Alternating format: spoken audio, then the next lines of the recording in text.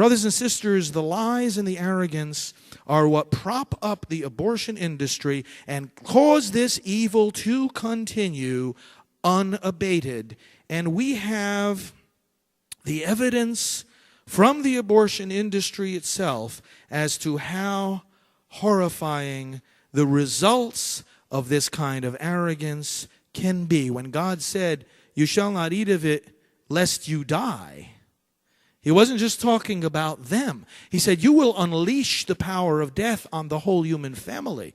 You will bring about a destruction of mind and body. You will bring about a deep darkness. And that deep darkness is so deep that you can even have, and I'm going to quote here for you, you all received a handout on your way in that we've prepared on the topic of abortion. And I have a few quotes in here from abortionists that reveal the depths of this darkness. And on the, let's see, where do we have this? On the second page. Now, this is a practicing abortionist describing what he does. And he's describing legal activity. And he says what he does. He says, while holding on to the fetus, I will try and ease those parts through the cervix. The fetus will either continue to come or will begin to break apart. See, now, there's some people who say, oh, this is just a blood clot. It's a blob of tissue. Here we got a guy who does it. He's admitting what it is under oath. And he goes on to say, the fetus, will break apart. Wherever or whatever it is, it may be in the middle of the leg.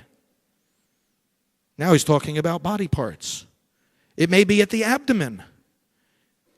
It may be at the chest. Blob of tissue. It may be at the chest. It may be at the leg. It may be at the abdomen. We're talking about the tearing apart of a human body.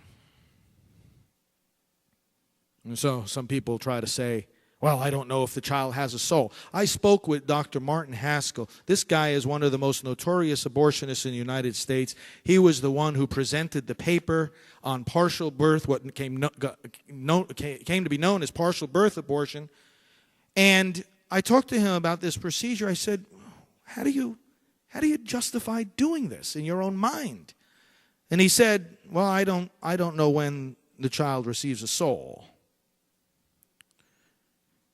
And I said to him, so what? What's relevant here is not whether the child has a soul. It's whether the child has a body. You're breaking that body apart. You know what you're doing. I can look at you and say, I don't believe you have a soul. Does that give me the right to kill you?